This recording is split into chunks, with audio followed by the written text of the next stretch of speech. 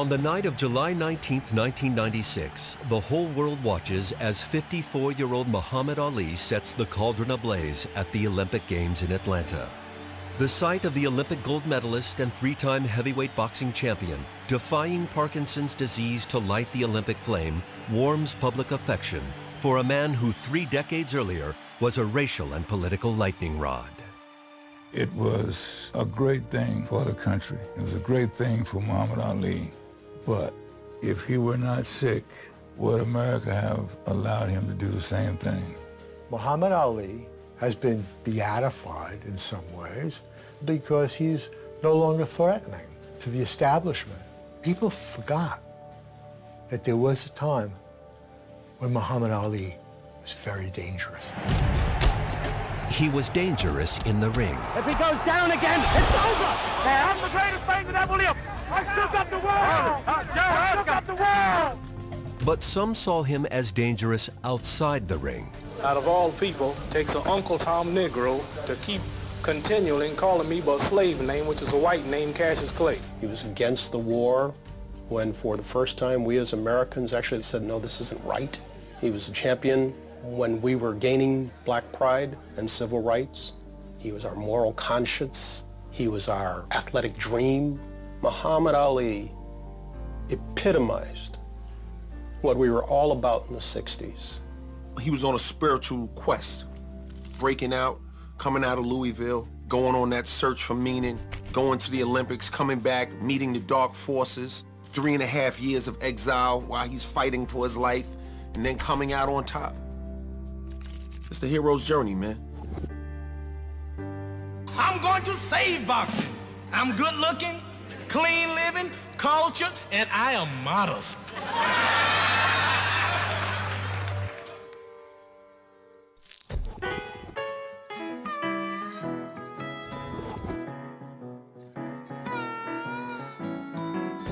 The man who would become Muhammad Ali is born Cassius Marcellus Clay in Louisville, Kentucky in 1942, the era of the segregated Jim Crow South. You know, a black man was always supposed to be subservient, always supposed to say, yes, sir, boss, and you're supposed to just, you know, play that game forever. When we woke up in the morning, the first thing that comes to your mind is that your blackness is going to be what white America is going to look at and judge you by. Blacks, if they were lucky, could aspire to be teachers, but that was the top of the social strata. Most often it was the black citizens of Louisville who raked manure into the backstretch at Churchill Downs. Cassius and his younger brother Rudy are raised in Louisville's struggling black middle class. Cassius Clay didn't grow up in a ghetto. His family lived in a very modest but comfortable house. He had 2 parents at home. There was always enough to eat. He always had money for clothes. Clay's father is a skilled sign painter, a proud and volatile man. You know, my grandfather, Cassius Clay Sr., you know, he's kind of in my father's genes, you know, very extroverted and bold and loved himself. So he got a lot of that from his father. Odessa Clay was a very sweet, nurturing woman. And when you looked at Cassius, you saw the 2 parents fused into one personality. As with many classic heroes, the origin of Muhammad Ali involves a twist of fate. In 1954, 12-year-old Cassius Clay rides his brand new bicycle to a black business expo in downtown Louisville. Cassius spent some time walking around, getting free candy, seeing what was there. When it was time to leave, he went outside, and his new red and white Schwinn bicycle had been stolen. Somebody told him that there was a policeman in the basement of the building teaching youngsters how to box. Furious young Clay finds Officer Joe Martin in the Columbia gym. Clay is ready to fight whoever stole his bike. Martin calms him down and suggests that if he wants to fight, he should first learn how. Martin teaches the 89-pound Clay how to box, and his teenage student is eager to learn. Within weeks, young Clay wins his first amateur bout. It's the start of something bigger than either of them can possibly imagine.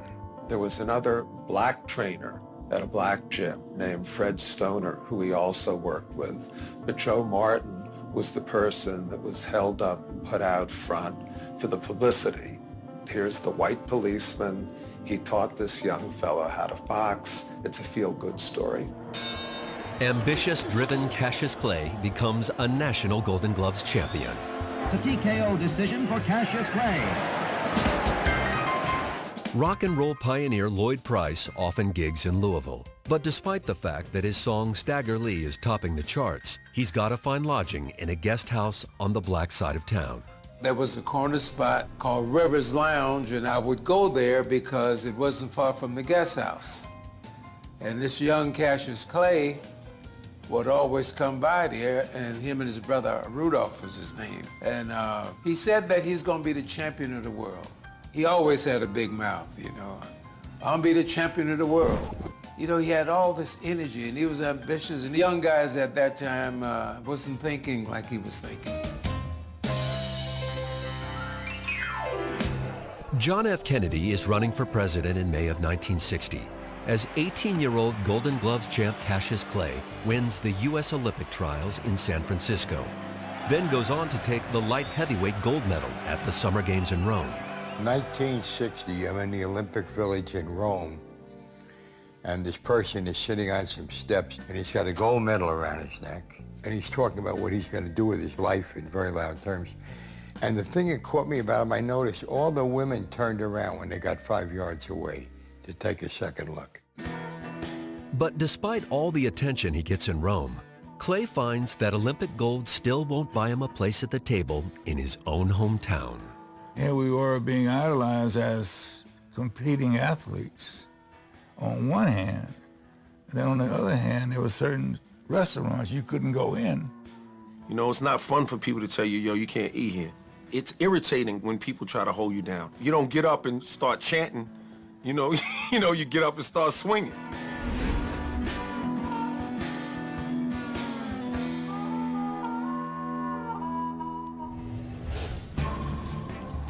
Boxing in 1960 has been a notoriously corrupt sport, rife with mob influence and crooked managers. Into this cesspool step 11 prominent Louisville businessmen backing their hometown Olympic hero. The Louisville sponsoring group were composed of white men who had good intentions. They were going to help Clay be something, keep him out of the clutches of evil.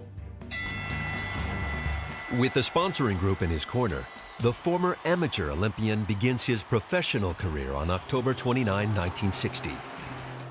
Tunney Hunsaker is the first to fall victim to Clay's raw talent. Realizing their promising young fighter needs an experienced professional trainer, the group sends Clay to Miami to work with Angelo Dundee, who had trained world champion Carmen Basilio. Few people in the history of our game were ever finer cornermen than Angelo Dundee. Angelo used to say, this kid does everything wrong. Does everything wrong. But it comes out right.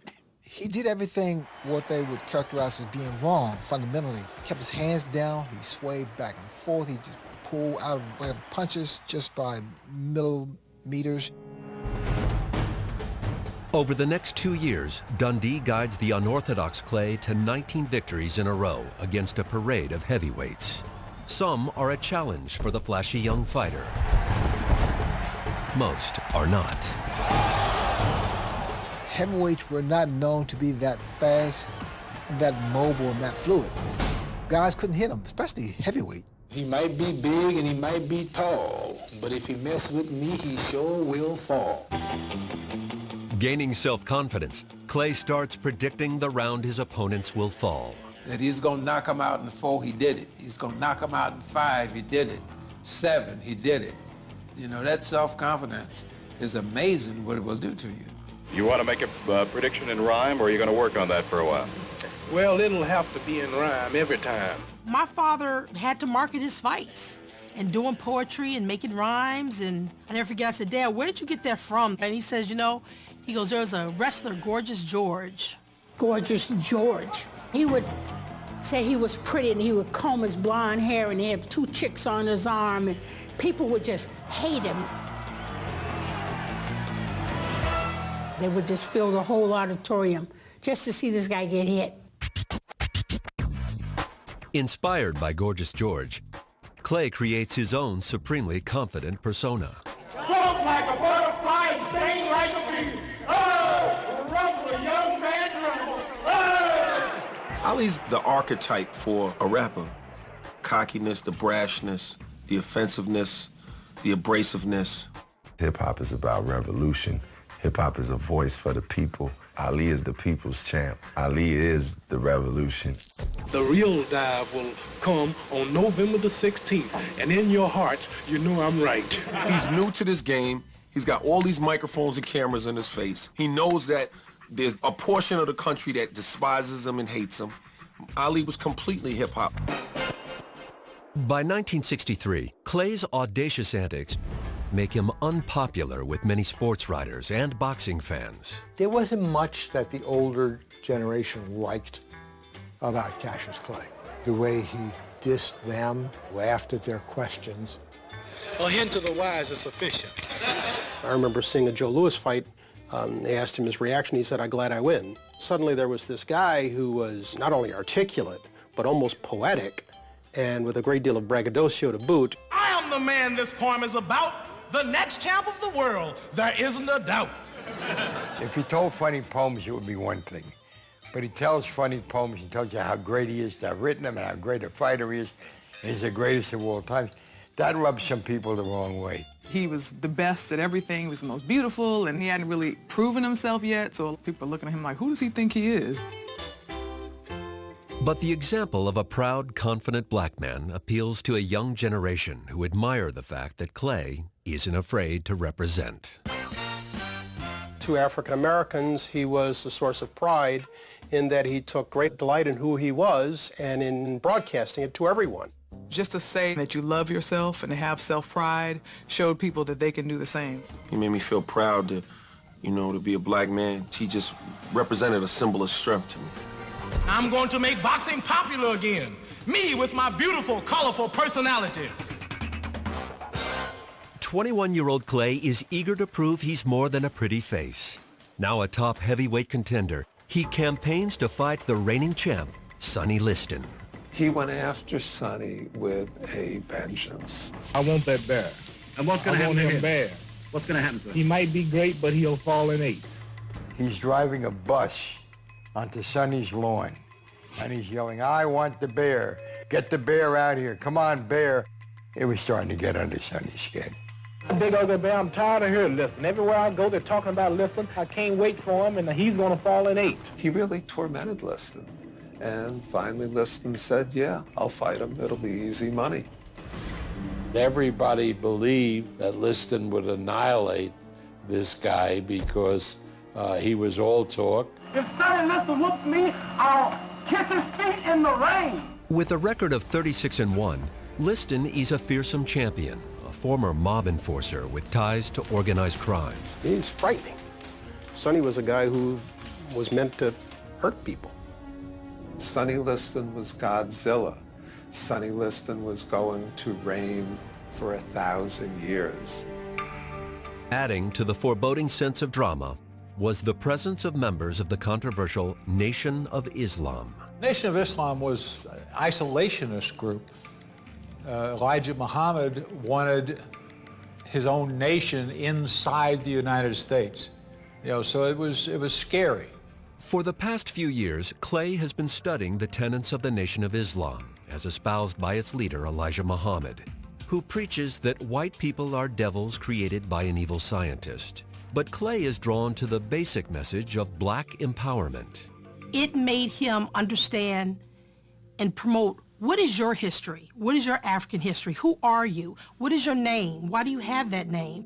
I'd never heard anything like I heard going to the meetings with Ali about you are somebody, a black man got as much right to live as any other man. For the first time in my life, as a grown man who had been a star, had sold millions of records, you start to feel like you are somebody. I can understand how he got hooked. Clay is inspired by the nation's assertion of black pride, but the presence in his camp of the Nation of Islam's controversial Malcolm X threatens the Liston fight. Malcolm X, I want to talk with you briefly about your affiliation with Cassius. How long have you known him? About 3 years.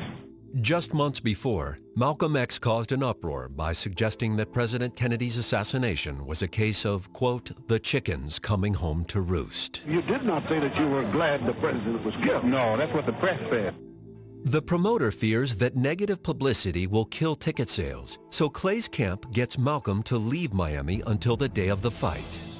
February 25, 1964.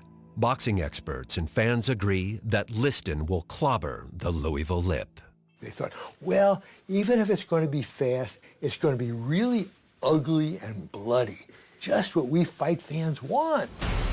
It was fast and it was bloody, but it was not what most fight fans expected. The challenger from Louisville, Kentucky, Cassius Clay. When the two men entered the ring, we suddenly realized that David was bigger than Goliath. Another jarring right hand that time, folks. Another one. Sonny wobbles. Sonny wobbles. Cassius has him hurt. Clay dominates Liston from the bell, dancing around the slower champion and opening a cut under his left eye. After 7 punishing rounds, Liston claims an injured shoulder and won't come out for round 8, making Cassius Clay the new heavyweight champ.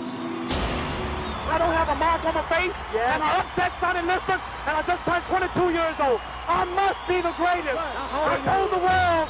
There were a number of people who immediately said, oh, the fix was in. Sonny Liston quit against Cassius Clay.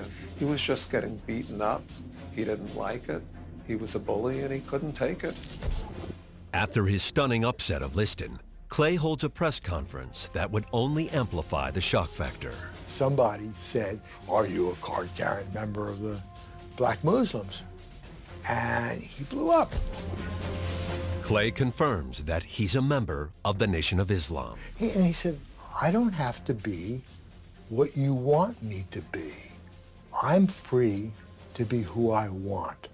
This is about as revolutionary a statement as I've ever heard in sports. Now the heavyweight boxing champion, Cassius Clay, is free to be himself. No one could get their mind around the idea that this great kid from Louisville, raised by a Baptist mother, was suddenly announcing that he was a member of the Nation of Islam. A few weeks later, public opinion of the new heavyweight champ goes from bad to worse. Cassius Clay is a name no more, is that right? Yes, sir. It's Muhammad Ali.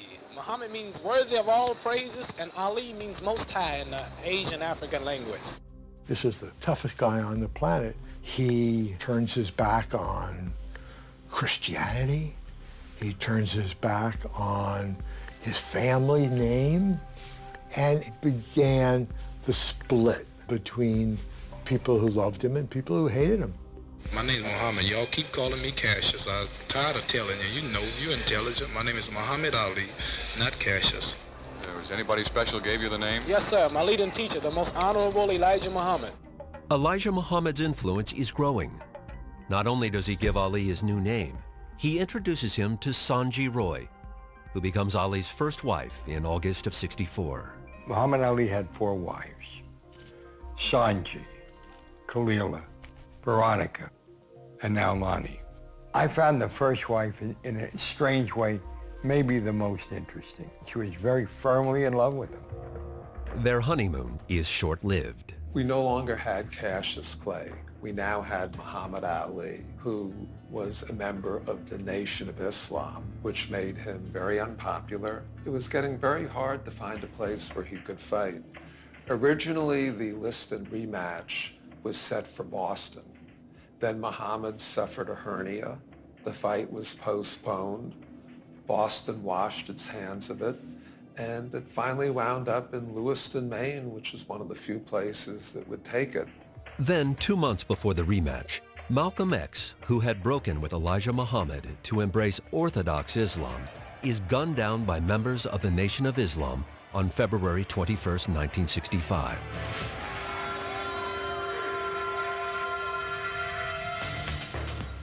Muhammad Ali had broken from Malcolm and sided with Elijah Muhammad. So there was concern that Malcolm's followers might exact retribution against Ali. The rumor had been spread that there was a carload of gunmen coming up from New York to kill Muhammad Ali in the ring. Ali Liston, too, was a mess. It was a mess outside the ring, and it was a mess once the fight started. Midway through round one, Ali hits Liston with a blow that would become infamous as the Phantom Punch. Did you see the punch? Did you see it? Was it the punch heard around the world? It wasn't even a punch seen around the world. The punch was hard enough to knock Liston down, but he thought Liston could have gotten up. It took about 8 seconds after 9 and 10 that the crowd began to chant, fix, fix, fix. Ali's second disputed win over Liston does little to win over his boxing critics. He has other critics as well. A certain portion of Black America loved him. Another portion of Black America did not love him. The Black community was divided. Those who thought integration was a great thing, and those who did not think of integration in that way, but thought of equal rights and our freedom, equality, and justice. I'm not out there marching and going places I'm not wanted. Those of us who were young, who understood our manhood, and who took pride in it, we were not asking to be a part of white America, but demanding our rights just like any other citizen.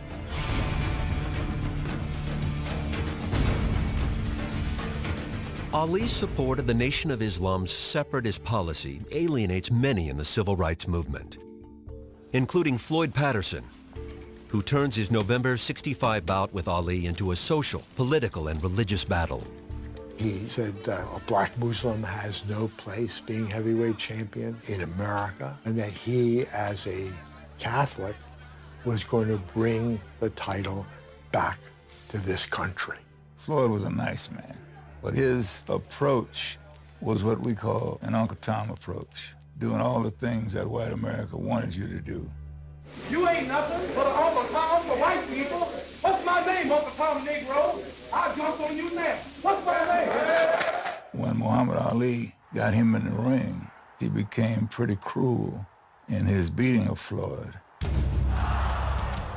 He was really giving him a lesson, talking to him, hitting him and talking to him.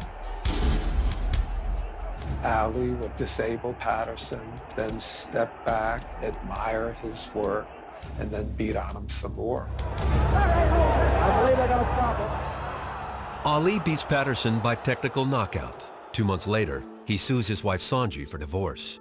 She'd lost favor with her husband's increasingly influential Muslim inner circle. They said it was because she wore makeup, she wore daring dresses. They didn't want her because they had already picked out Khalila, who was working in a Nation of Islam restaurant. His brief marriage now over, so is his 6-year contract with the Louisville sponsoring group. Herbert Muhammad becomes Ali's manager.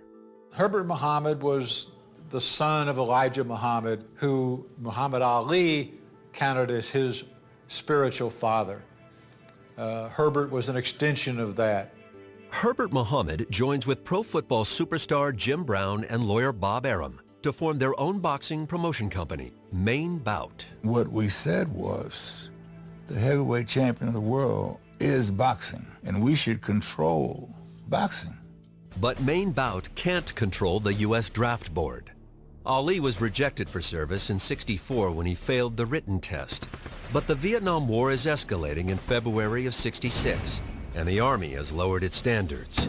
Weeks before his bout with Ernie Terrell in Chicago, Ali is notified that Uncle Sam wants him. The fight was doing extraordinarily well when the U.S. government reclassified Muhammad Ali from 1Y and made him 1A, and a television reporter went to Ali, who was training in Miami, before anybody could reach him. I just don't understand yet how I can be reclassified as 1A without testing me in no way, just calling me like this, and I just don't understand it. In other words, you think they called you only because you're the heavyweight champion? And a Muslim, too. And that's when Ali said, I got nothing against the Viet Cong. They never called me the N-word. Everything hit the fan. Ali declares that if he's drafted, he won't fight in Vietnam. Ali put it in racial and religious terms that made him a hero to millions of people who thought that it was a bad war. When he basically said, I ain't going, a lot of us were kind of like, yeah, baby, I ain't going either. I'm just trying to figure out another way of doing it so that I don't have to go to jail in the process.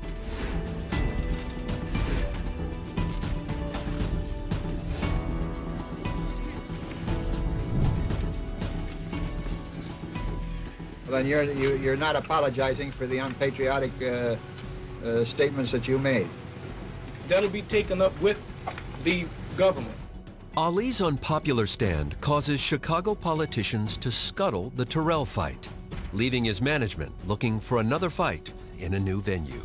We wanted to fight in Pittsburgh, and they ruled it out there, and then they tried Maine, but they didn't want us in Maine.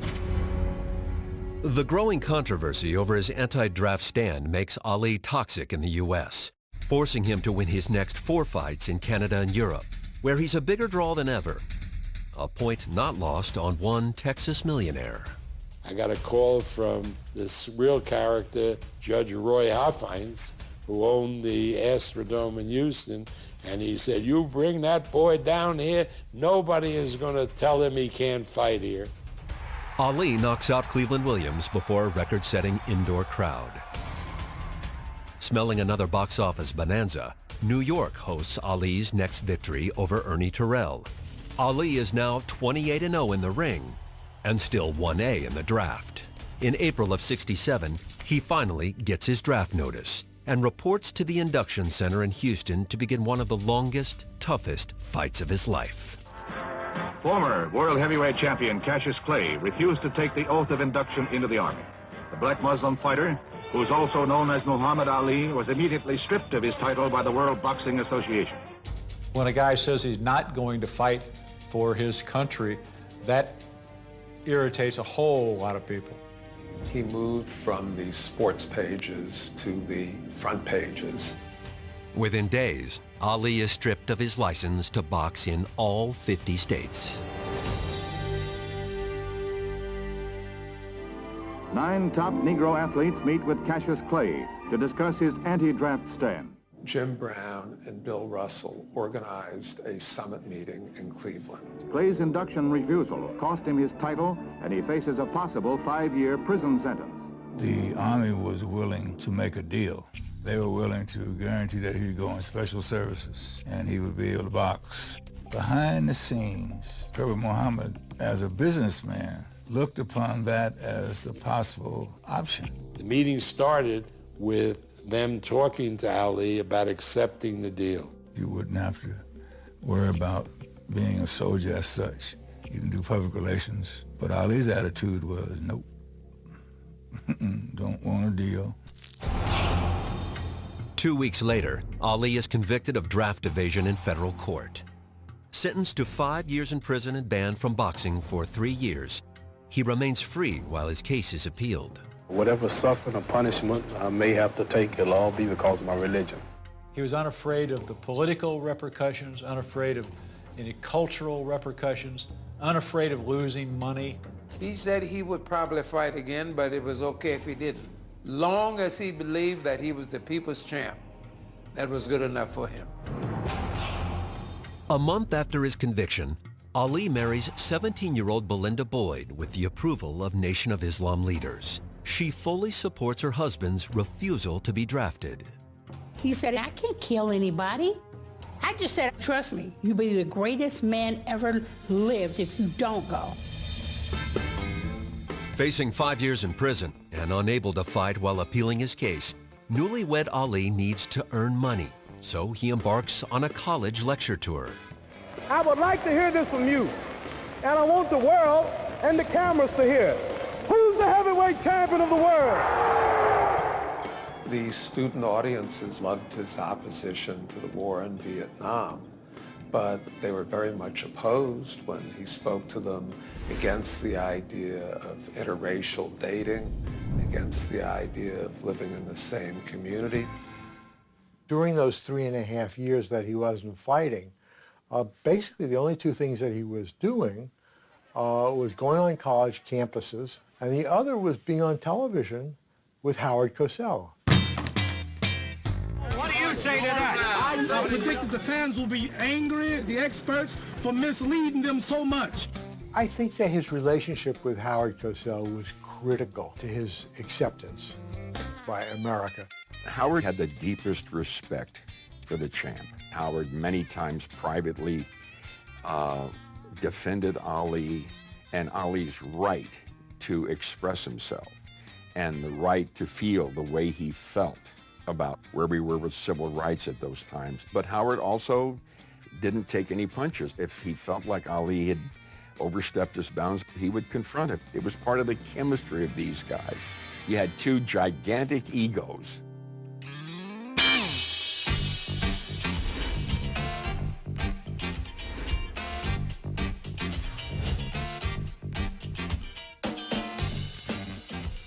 After 3.5 years in exile, Ali remains free as his appeals proceed in federal court. And while politics cost Ali his boxing license, politics provides a chance to fight again. Georgia has no state boxing commission. Individual municipalities can sanction a fight. So Black State Senator Leroy Johnson strikes a deal with Atlanta's white mayor, Sam Massell. Leroy Johnson said, I want this fight to happen. I carry a lot of votes with me. Thus, Ali's comeback begins, surprisingly, in the Deep South. Here's an African-American reviled around America. Suddenly Atlanta is embracing him. He said, I got my license. I'm gonna fight in Georgia. I'm gonna fight in Georgia. I said, in Georgia? I said, down south? He said, yeah. I said, oh, Lord, we in trouble now. Ali returns to the ring on October 26, 1970. I don't believe that anybody is happier than this young man to once again step into the ring.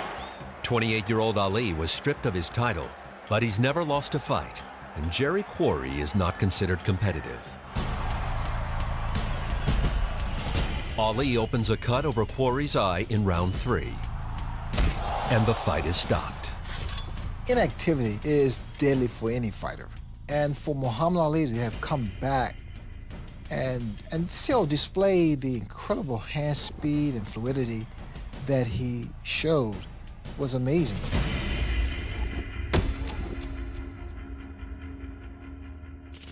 While Ali's draft evasion appeal works its way up to the Supreme Court, the NAACP sues the New York State Athletic Commission in federal court, arguing that their ban on Ali is discriminatory.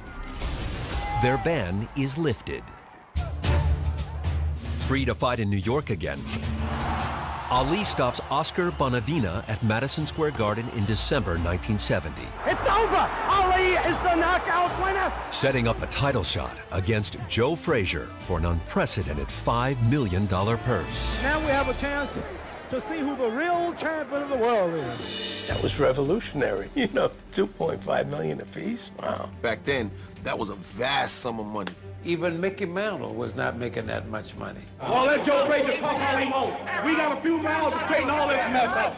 He brought people to the sport that didn't even necessarily follow boxing.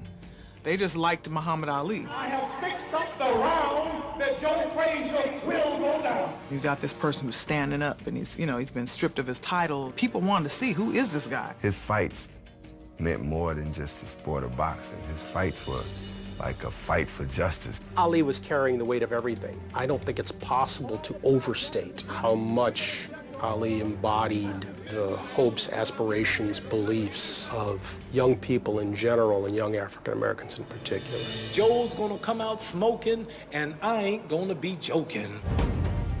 The bout is set for March 8, 1971. As the fight approaches, the battle between two unbeaten heavyweights becomes far more than a boxing match. Get your hands off me. If you were a liberal, you were rooting for Ali. If you were conservative, you were rooting for Joe. It was a clash of cultures. There were the people who were demanding civil rights, who were against Vietnam, and the people who thought Vietnam was right, then damn it, we're going to put our views in the ring and settle it once and for all. March Sheet 71. The world flat out stopped. The apartment that we lived in was going crazy for that fight. We were glued to the radio. I can still see Ali leaning back over the ropes, saying, "No contest." Meanwhile, Frazier's pounding him, 20 times. Ali absorbed an enormous amount of punishment, gave out an enormous amount of punishment. Yeah, and when the 15th came and they said he'd been knocked down, it was like, this can't be. Ali gets quickly to his feet, but the damage is done. Ali suffers his first loss. It's Frazier by unanimous decision. This can't have happened. This is impossible. It was impossible not because we didn't believe Joe Frazier could beat Muhammad Ali. It was impossible because his beating him meant they were right. And they couldn't be right.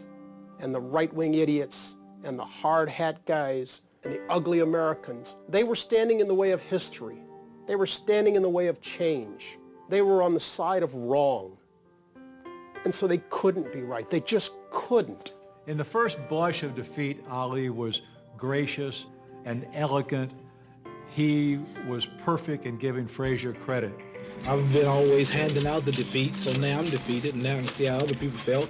And when I do come back, if I ever do, I'll have more of a hunger or determination, which is something you lose in the intoxication of so-called greatness.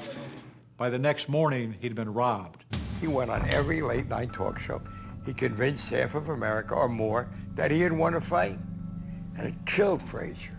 He was the only one who believed, coming out of that fight, that he would be champion again. 4 months after his unanimous loss to Frazier, Ali wins a stunning unanimous decision in the Supreme Court, which overturns his conviction for draft evasion. I mean, nobody would have believed that that could have happened when Ali refused to step forward.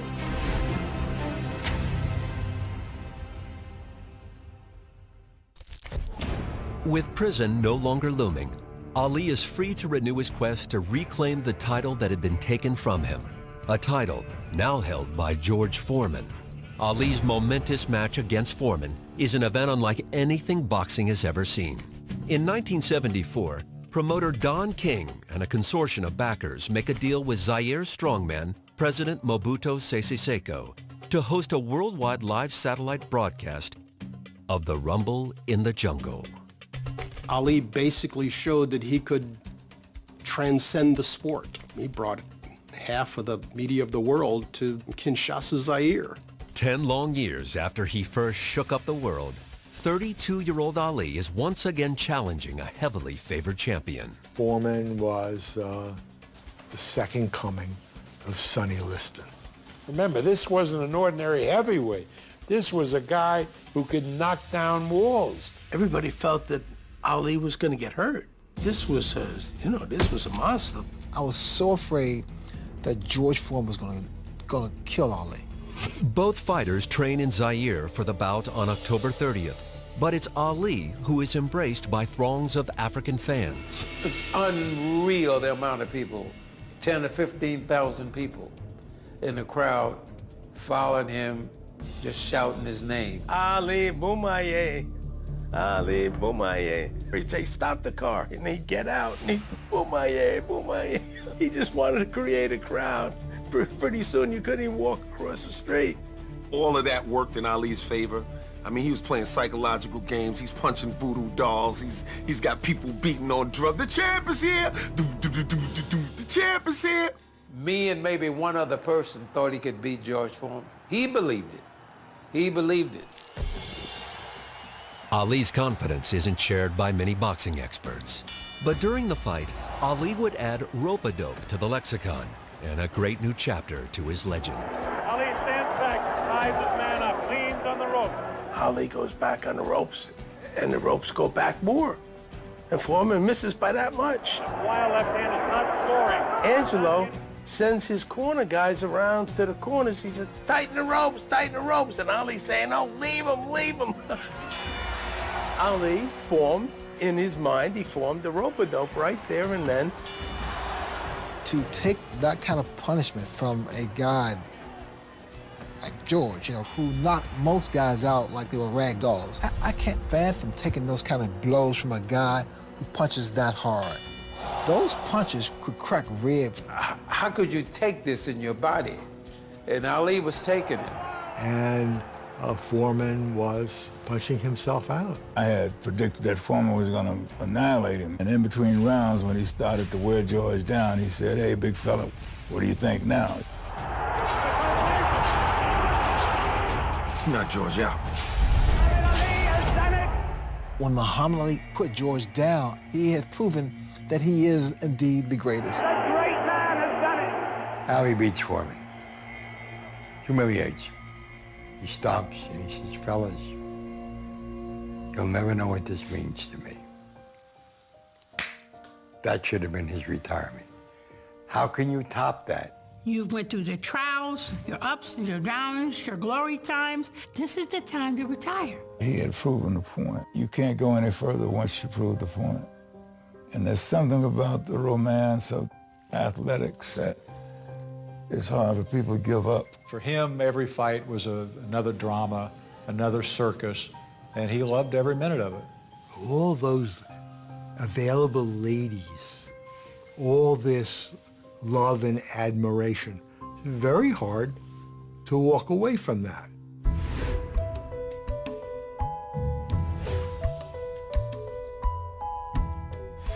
When Elijah Muhammad dies in February of '75, his son Wallace leads the majority of the Nation of Islam toward traditional Sunni Islam. Ali, who has always had white men in his corner, embraces the change. Prejudice is a two-way street, you know? He was driving down one side of it at one point in his life. Not unlike Malcolm X, who had a similar journey, and he evolved. He said, whites can become Muslims. Now he says, so you can become a Muslim. And he hugged me. There wasn't any racism in Ali.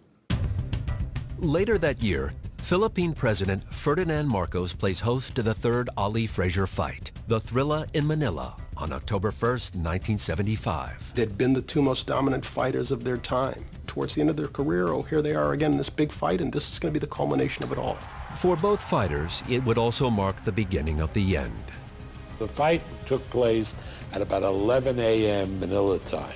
Outside, the hot Philippine sun was beating down, and inside, this fight between these two great athletes was going on. These two guys was going at each other like they was going to just kill each other.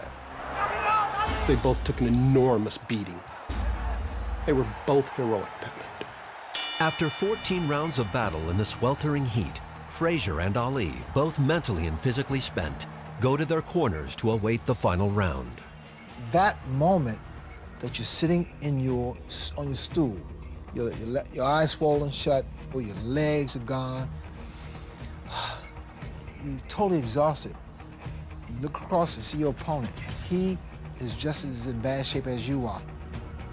All of a sudden, your mind and your heart says, that's ready to go?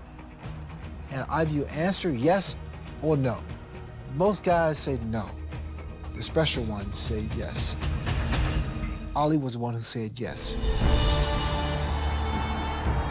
Joe couldn't answer the bell. And Ali just passed out in the ring. It's all over. He said it was the nearest thing to dying.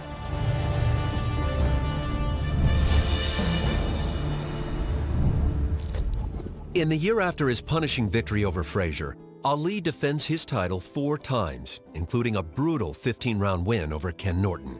His longtime ring doctor, Ferdy Pacheco, sees the writing on the wall. Pacheco went to Norton's locker room and told him, "Congratulations, you just ended Ali's career." Norton had lost, but Ali was physically beat up. The following year, his speed and skills diminished. Ali survives a 15-round slugfest with Ernie Shavers, Muhammad Ali, not down but hurt. the hardest-hitting heavyweight in boxing. Said that Ernie Shavers hit me so hard that my ancestors in Africa turned over in their graves. Which was a fabulous line, except the way that he said it was just the beginning of a slur in his speech.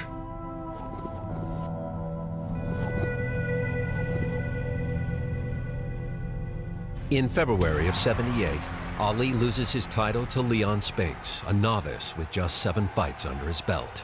But he's not done yet. Fights Spinks again, beats him, regains the title, and then Don King gets Ali to fight Larry Holmes, and I was absolutely horrified.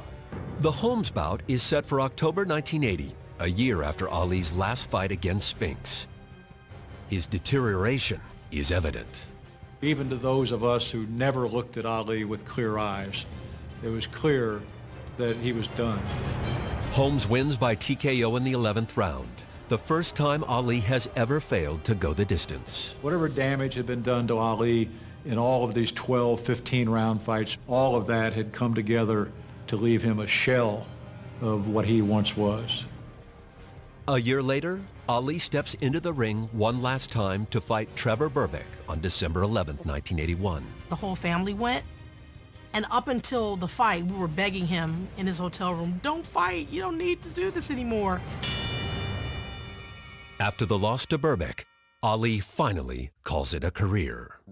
It's hard to tell a champ that it's time, it's over, because we always believe we can always win that fight. Ali fought. That's what he did. And we who loved him really had no say in it and no right to say, no, we don't want you to fight anymore because it ruins our memory. Well, he had a right to say, I will choose when I'm going to leave it. And he did.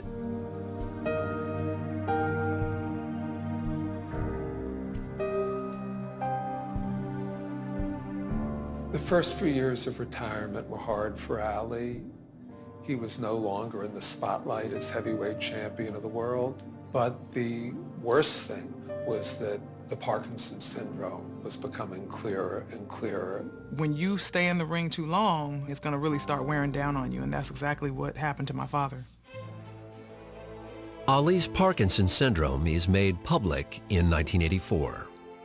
It's really hard for me and everyone else to see a man who used to be so great with words. Now that's one of the things that he can't do. It's a sad thing because you wonder what he would be saying now. We need that Louisville lip because there's nobody speaking for African Americans or Americans like Ali spoke. That voice just isn't there. When Ali stopped really talking in public and really doing his whole Ali thing, he has said so much that it still echoes. I have enough inside here and inside here to replay it for life. We're in a hotel room in Las Vegas at an event, and this is like 90s, so the Parkinson's he can still walk, but he's talking very soft. And he goes, I want to make it to heaven, and I wasn't a perfect person, and this Parkinson's shut me down. I can't do nothing wrong now, But he said, I'd rather suffer now than in the hereafter. By 1986, Ali is 5 years into retirement and on his 3rd marriage. He and his 2nd wife, Khalila, were divorced in 1975. He was doing a lot of cheating. He's weak for women. I just didn't know how weak he was. Ali's next marriage to Veronica Porsche would last 10 years. My father would say he was the best Muslim he could be, given that he was this gorgeous Adonis boxer that all the women loved. In the summer of '86, Ali and Veronica are divorced. Later that year, he marries his 4th wife, Lonnie Williams, who he first met in Louisville back in 1963.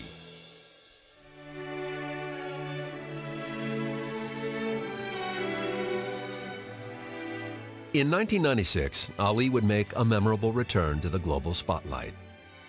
We were thinking who would be an American Olympian who could light the cauldron that would mean the most to people watching around the globe.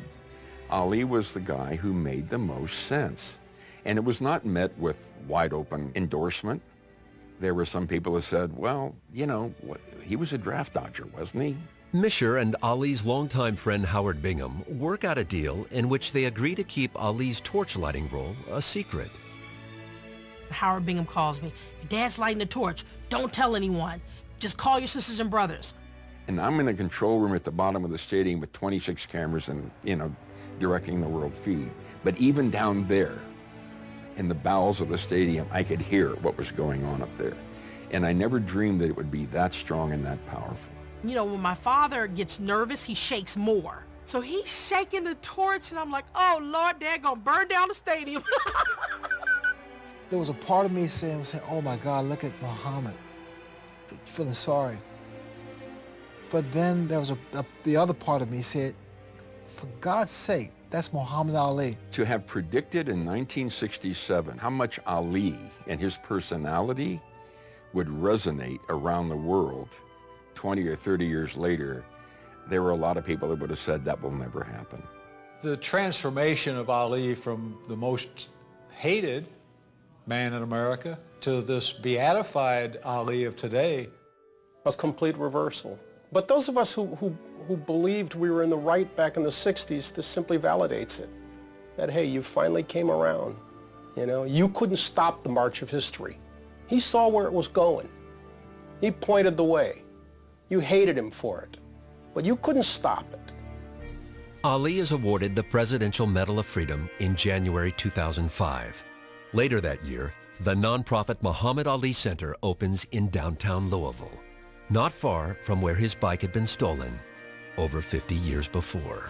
His legacy is that when you believe in yourself, no matter what the odds are, if you're on the right side of history, and if you perfect your craft, you can accomplish anything. He stood up on a level that nobody else stood up, and he had a platform that no one else had, risking his personal success and his personal wealth to basically tell the truth. People today are fond of saying, yes, Muhammad Ali stood up for his principles, but there's been a determined effort to wipe away cognizance of what those principles once were. Don't wipe out the memories of what Muhammad stood for in the 1960s. Take it, build on it, and show how Muhammad Ali and America both changed and came together in the end. He was no saint. He was no devil. He was Muhammad Ali. And nobody else ever was or ever could be. Slave name, which is a white name, Cassius Clay. He was against the war when for the first time we as Americans actually said, no, this isn't right. He was a champion when we were gaining black pride and civil rights. He was our moral conscience. He was our athletic dream. Muhammad Ali epitomized what we were all about in the 60s. He was on a spiritual quest, breaking out, coming out of Louisville, going on that search for meaning, going to the Olympics, coming back, meeting the dark forces, 3.5 years of exile while he's fighting for his life, and then coming out on top. It's the hero's journey, man. I'm going to save boxing. I'm good looking, clean living, cultured, and I am modest.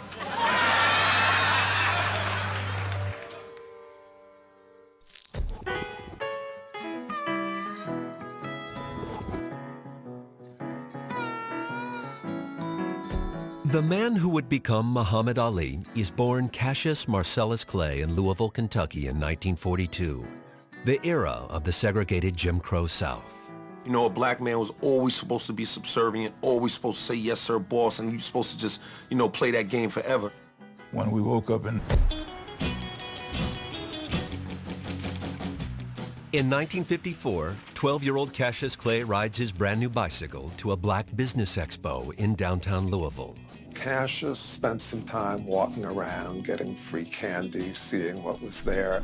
When it was time to leave, he went outside, and his new red and white Schwinn bicycle had been stolen. Somebody told him that there was a policeman in the basement of the building teaching youngsters how to box. Furious young Clay finds Officer Joe Martin in the Columbia gym. Clay is ready to fight whoever stole his bike. Martin calms him down and suggests that if he wants to fight, he should first learn how. Martin teaches the 89-pound Clay how to box, and his teenage student is eager to learn. Within weeks, young Clay wins his first amateur bout. It's the start of something bigger than either of them can possibly imagine. There was another black trainer at a black gym named Fred Stoner, who he also worked with. But Joe Martin was the person that was held up and put out front for the publicity. Here's the white policeman. He taught this young fellow how to box. It's a feel-good story. Ambitious, driven Cassius Clay becomes a national Golden Gloves champion. It's a TKO decision for Cassius Clay. Rock and roll pioneer Lloyd Price often gigs in Louisville. But despite the fact that his song Stagger Lee is topping the charts, he's got to find lodging in a guest house on the black side of town. There was a corner spot called Rivers Lounge, and I would go there because it wasn't far from the guest house. And this young Cassius Clay would always come by there, and him and his brother Rudolph was his name. And he said that he's going to be the champion of the world. He always had a big mouth, you know. I'll be the champion of the world. You know, he had all this energy, and he was ambitious, and the young guys at that time wasn't thinking like he was thinking. John F. Kennedy is running for president in May of 1960 as 18-year-old Golden Gloves champ Cassius Clay wins the U.S. Olympic trials in San Francisco, then goes on to take the light heavyweight gold medal at the Summer Games in Rome.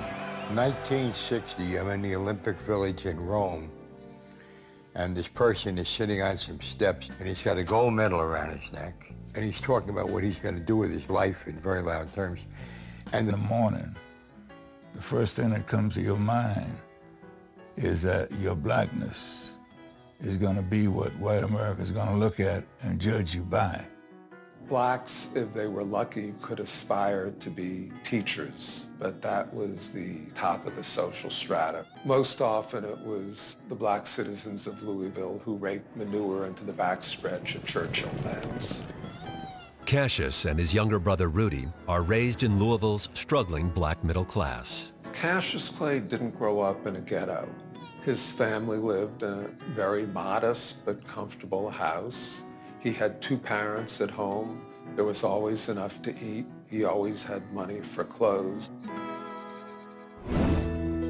Clay's father is a skilled sign painter, a proud and volatile man. You know, my grandfather, Cassius Clay Sr., you know, he's kind of in my father's genes, you know, very extroverted and bold and loved himself. So he got a lot of that from his father.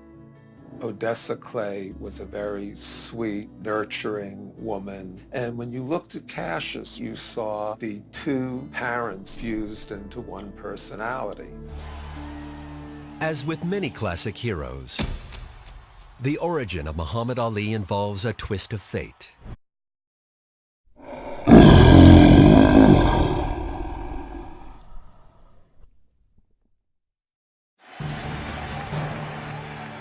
On the night of July 19, 1996, the whole world watches as 54-year-old Muhammad Ali sets the cauldron ablaze at the Olympic Games in Atlanta. The sight of the Olympic gold medalist and three-time heavyweight boxing champion defying Parkinson's disease to light the Olympic flame warms public affection for a man who 3 decades earlier was a racial and political lightning rod. It was a great thing for the country. It was a great thing for Muhammad Ali.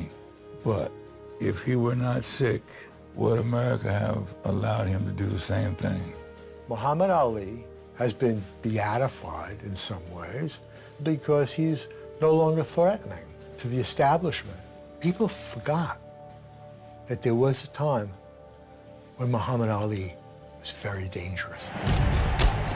He was dangerous in the ring. If he goes down again, it's over. Hey, I'm the greatest thing that ever lived. I still got the world. I still got the world. But some saw him as dangerous outside the ring.